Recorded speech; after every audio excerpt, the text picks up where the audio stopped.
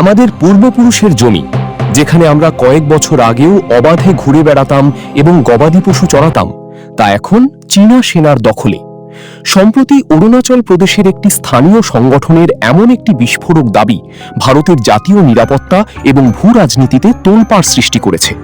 দাবি করা হচ্ছে, চীন কেবল ভারতের ভূখণ্ড জোরপূর্বক দখলই করেনি, বরং সেখানে রীতিমতো পাকা সামরিক ঘাঁটি ও রাস্তাঘাট তৈরি করে ফেলেছে। কিন্তু এই চাঞ্চল্যকর দাবির পেছনে আসল সত্যটা কি?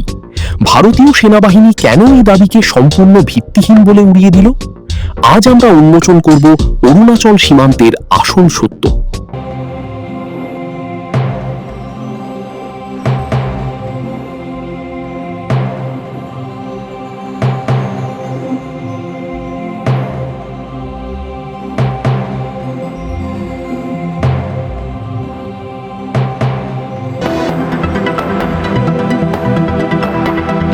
ঘটনাটির সূত্রপাত অরুণাচল প্রদেশের প্রত্যন্ত আপার সুবানসিরি জেলার তাকসিং সীমান্ত এলাকা থেকে। সেখানকার স্থানীয় উপজাতি গোষ্ঠীগুলোর সংগঠন ওয়েলফেয়ার সোসাইটি জেলা প্রশাসনের কাছে একটি স্মারকলিপি জমা দেয়।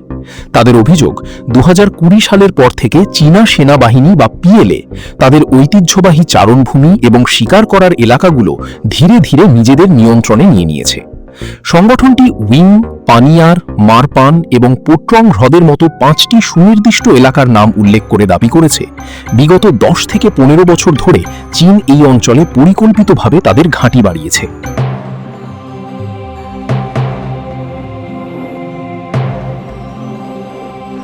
তবে এই অভিযোগের পরই মাঠে নামে ভারতীয় সেনাবাহিনী। সেনা সদর দপ্তর থেকে অত্যন্ত কড়া ভাষায় সাফ জানিয়ে দেওয়া হয়েছে, অরুণাচলে চীনা অনুপ্রবেশ এবং নতুন ক্যাম্প স্থাপনের যে খবর ছড়ানো হচ্ছে তা সম্পূর্ণ ভুল এবং অসত্য।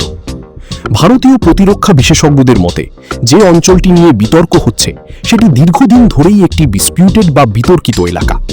ভারত ও চীনের মধ্যে প্রকৃত নিয়ন্ত্রণ রেখা বা এলএসি স্পষ্টভাবে চিহ্নিত না থাকায় দুই দেশের সীমান্ত ধারণা আলাদা। তবে ভারতীয় সেনা এবং আইটিবিপি এই অঞ্চলে 24 ঘন্টা কড়া নজরদারি বজায় রাখছে, ফলে ভারতের 1 ইঞ্চি জমিও চীনের দখলে যাওয়ার কোনো সুযোগ নেই।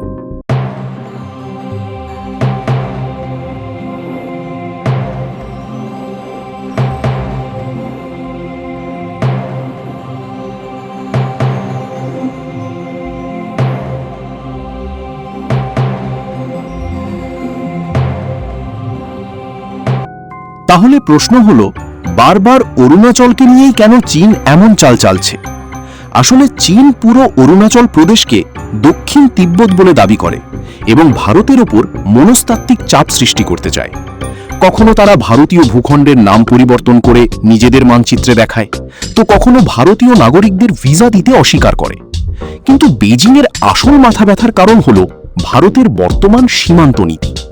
একসময় এই সীমান্তগুলোতে যাতায়াতের ভালো রাস্তা ছিল না, কিন্তু বিগত কয়েক বছরে ভারত সরকার অরুণাচলে রেকর্ড গতিতে অল ওয়েদার রোড, আধুনিক টানেল এবং লজিস্টিক বেস তৈরি করেছে। ভারতের এই সামরিক আত্মনির্ভরশীলতা চীন কোনোভাবেই মেনে নিতে পারছে না।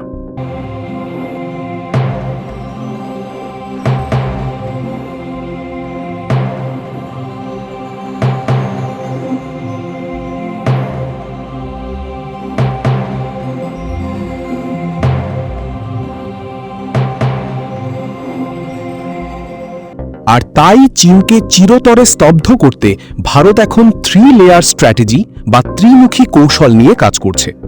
প্রথমত, এলএসি বরাবর অত্যাধুনিক ড্রোন, নজরদারি রাডার এবং বোফোর্স ও M777 আল্ট্রা লাইট হাউইটজার কামান মোতায়েন করা হয়েছে। দ্বিতীয়ত, ভাইব্রেন্ট ভিলেজেস প্রোগ্রামের মাধ্যমে সীমান্ত অঞ্চলের গ্রামগুলোতে বিদ্যুৎ, ইন্টারনেট ও পাকা রাস্তা পৌঁছে দেওয়া হচ্ছে, যাতে স্থানীয় নাগরিকরাই ভারতের প্রথম প্রতিরক্ষা স্তর হিসেবে কাজ করতে পারেন। এবং তৃতীয়ত, আন্তর্জাতিক স্তরে কোয়াড জোটের মাধ্যমে চীনকে কূটনৈতিকভাবে কোণঠাসা করছে দিল্লি।